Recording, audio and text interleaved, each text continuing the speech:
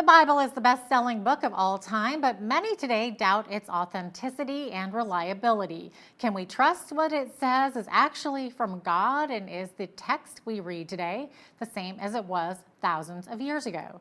Joining us today to discuss this further is Dr. Craig Evans, a distinguished professor of Christian origin at Houston Baptist University and author of Jesus and the Manuscripts: What We Can Learn from the Oldest Texts.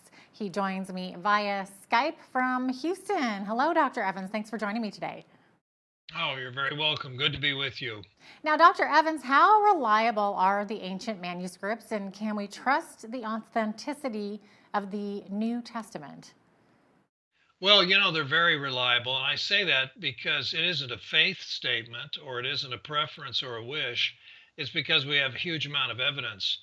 We have hundreds of very old manuscripts that get very close to the time when the original writings were written. And then, of course, we have thousands if you count it right on in through the Middle Ages. And what this means is, it isn't just the sheer number of it, it's because you can put these texts side by side and compare their readings. Because, yes, scribes do make mistakes. They're writing it out by hand. There's no printing press, there is no computer, there is no spell checker. And so when a scribe is writing by hand, letter by letter, word by word, sometimes the scribe makes a mistake. But the same scribes or different scribes don't make the same mistakes. And so you take these multiple copies and put them side by side, and we can figure out, oops, there's a mistake here, and we can reestablish without that much difficulty what the original text read. And so there are other reasons, other factors, but here's just one I'll mention. What about the reliability of the Gospels? For example, if you say, okay, the text has been preserved, okay, we know what Matthew, Mark, Luke, John originally wrote, but did they write the truth? Were they telling us what the historical Jesus really said and did, or are they just making up stories about him? Well, for me, the bottom line is archaeology. And I know plenty of archaeologists. I've done archaeological work in Israel myself. And if the Gospels were fanciful, if they were fiction, then they wouldn't be of any use for an archaeologist. But archaeologists, some of them are not Christians. Some of them don't necessarily believe in God, but they make use of Matthew, Mark, Luke, John, and the book of Acts all the time when they're digging in Israel, because they have found them to be a reliable guide. And that, to me, is a real indicator. Because archaeology is expensive, it's time consuming, it takes a lot of manpower. You have a lot of skin in the game, and you don't want to dig in the wrong place or not find anything or dig up stuff you don't even know what it is. So you want reliable sources. And all of the archaeologists concerned with the first century in Israel use Matthew, Mark, Luke, John, and the book of Acts. That says a lot. That's absolutely fascinating, and I did not know that, so thank you for sharing. Now, your book deals with the oldest manuscripts inside and outside of the Bible. What kind of non-biblical manuscript evidence is there to verify what the Bible says? Well, there are Roman historians that talk about the early Christian movement. There are two or three historians in the second century. They know where Christianity came from. They link it to Jesus. They know what the basic story is. Jesus is a Jewish teacher. He had a reputation of being a healer, and then things turned against him. He was put to death by Pontius Pilate, the Roman governor. And then Christians believed he'd been raised from the dead. And in fact, that story of Jesus being raised from the dead so impacted the Roman Empire that novelists began incorporating that theme in some of their stories. A lot of people don't know that. Finding the tomb empty and wondering, what happened to my relative? Anyway, Christianity had a very great impact early on.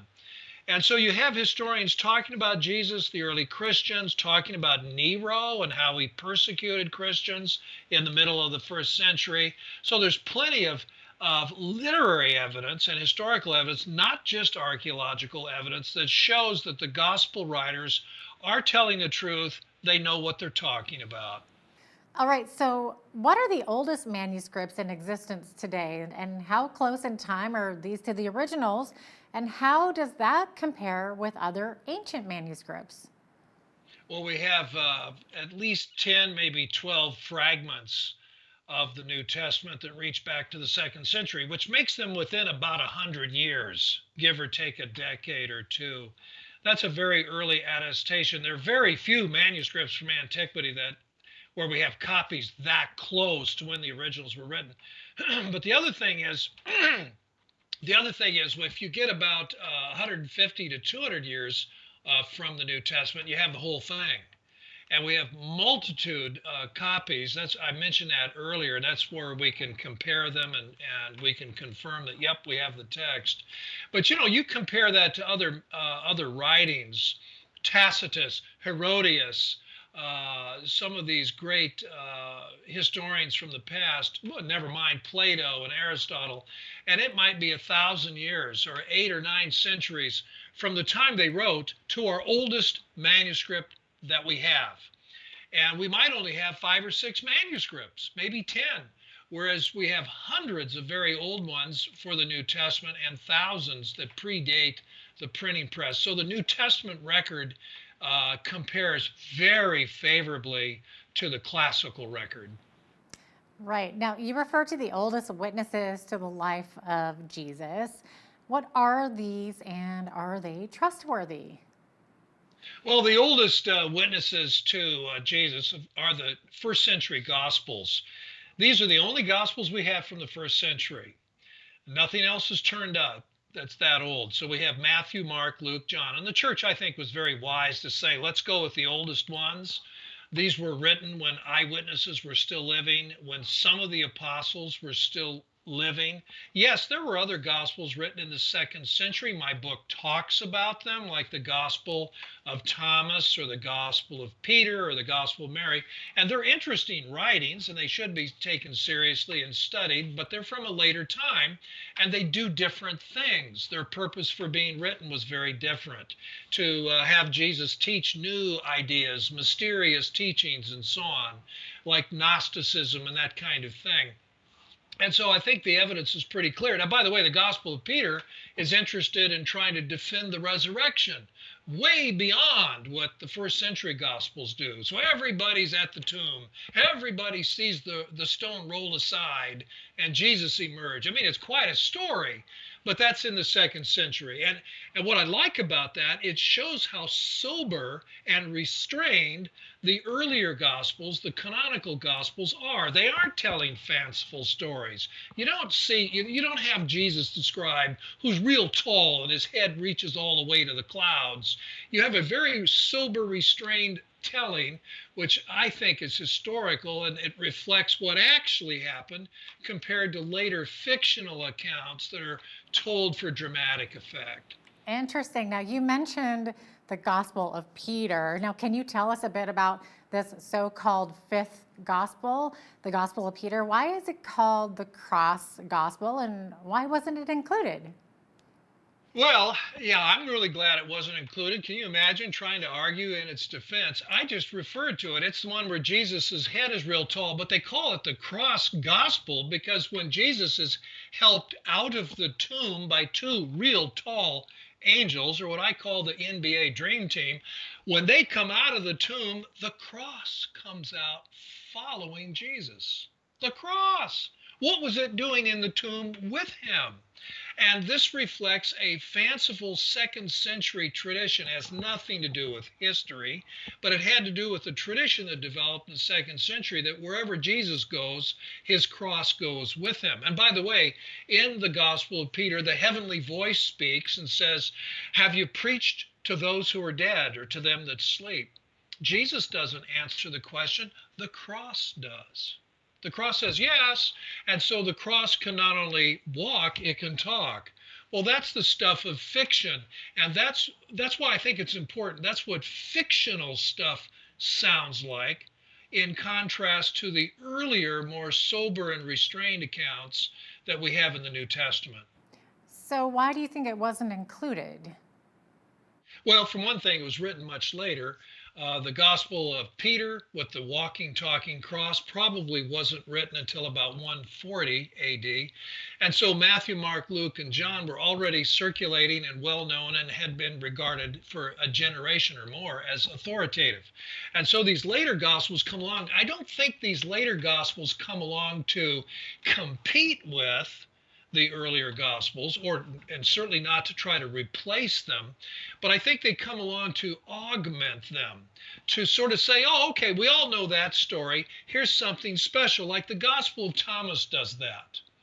The Gospel of Thomas claims to have the secret words of Jesus. We all know the public words. They're in Matthew, Mark, Luke, and John. Here are the secret words that only the privileged can have. And so I think that's what some of these later Gospels do. So, what became of that Gospel of Thomas, and why was it not part of the New Testament? Same reason. The Gospel of Thomas was late. In fact, I think it wasn't. It didn't get written until 100 years after the other Gospels, and we're lucky that it survives. We had found it among the papyri at Oxyrhynchus, Egypt, where thousands and thousands of papyri fragments, Christian, biblical, but also mostly secular, fragments were found. We had 3 fragments of the Gospel of Thomas. We didn't even know the fragments belonged together. But after World War II, in the Coptic language, the Egyptian language using the Greek alphabet, we actually found some books, and Thomas Complete was in it in Coptic translation. These books were prestige items. They were usually put in graves, and that's why they were so well preserved. They were protected. They were buried. They were in a cave or whatever.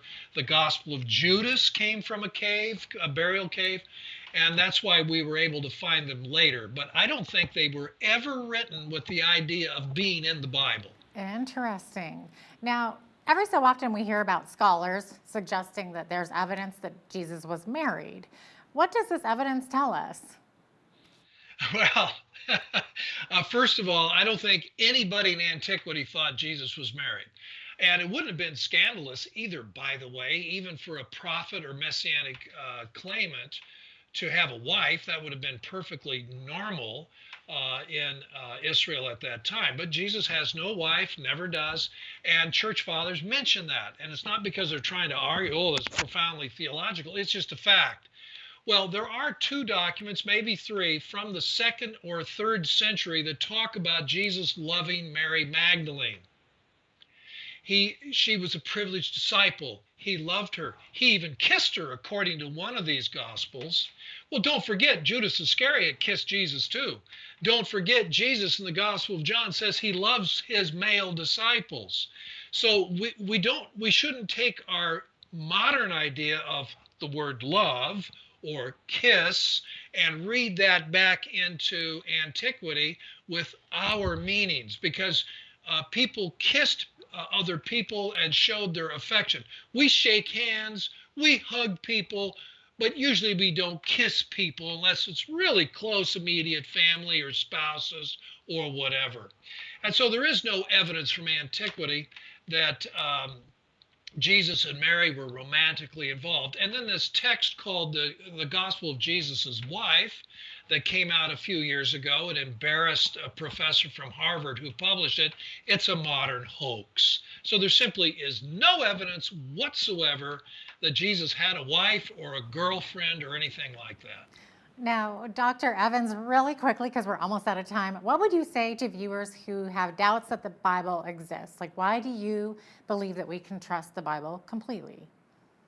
Well, we can trust the Bible because for everything I've been talking about, we have very old manuscripts. So it's not like somebody found it in the cave 100 years ago.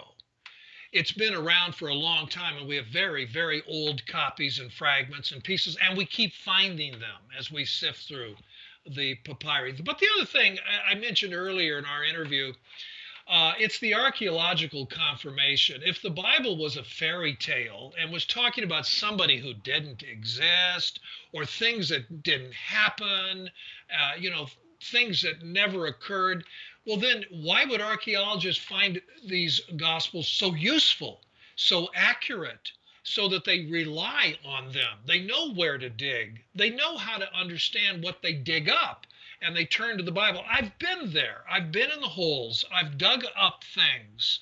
And I hear the archaeologists, including Jewish archaeologists, who are not Christians, by the way, and they'll say, oh, well, we know what this means because of what it says in Matthew. Well, that says a lot. Interesting. Thank you so much for your time, Dr. Evans. Dr. Craig Evans is the author of Jesus and the Manuscripts, What We Can Learn from the Oldest Texts. Thank you so much for joining me today. You're very welcome.